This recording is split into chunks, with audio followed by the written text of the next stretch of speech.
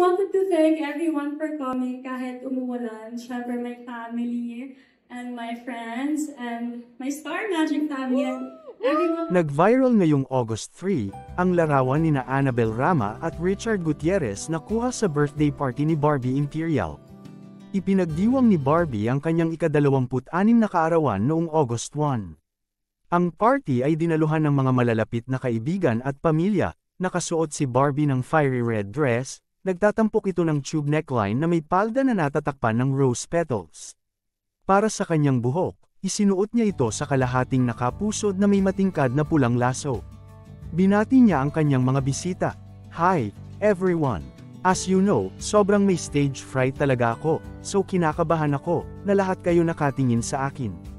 But, I just wanted to thank everyone for coming kahit umuulan. Siyempre, my family and my friends, and my Star Magic family, and everyone else, thank you so much for being here. Ayon, sana ma-enjoy nyo yung party ko, kasi siyempre para sa inyo rin di ba? So, yun, have fun and thank you for coming." Kabilang sa mga dumalo sa party ni Barbie ay ang kanyang rum-org beau na si Richard Gutierrez. At ang kanyang ina na si Annabel Rama. Naispatan sila matapos mag-post si Vina Morales, isa sa pinakamalapit na celebrity friends ni Barbie, at bahagi rin ng guest list ng mga sumunod na Instagram stories na nakunan sila sa kanilang mga upuan.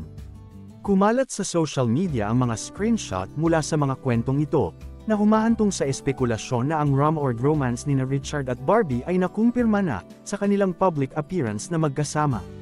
Dagdag pa sa mga espekulasyon ang presensya ng couple sa burol ni Alexa Gutierrez, asawa ng kapatid ni Richard na si Elvis Gutierrez. Ayon sa netizens, patunay umano ito na boto umano si Annabel kay Barbie para sa anak na si Richard. Magugunitang noong July 17, 2024, sa media conference para sa How to Slay a Nepo Baby. Sinabi niya ito ilang linggo bago ang kanyang kaarawan tungkol sa mga negative comments. Parang lahat ng nakikita, kahit isang anggulo lang, puro negative, aniya. Actually, kapag nagbukas ka ng social media, parang kahit ang ganda ng ginawa ng tao sa isang bagay, may negative pa rin talaga. So, I think yung secret talaga, maging positive ka, as long as alam mo sa sarili mo na wala kang ginagawang masama.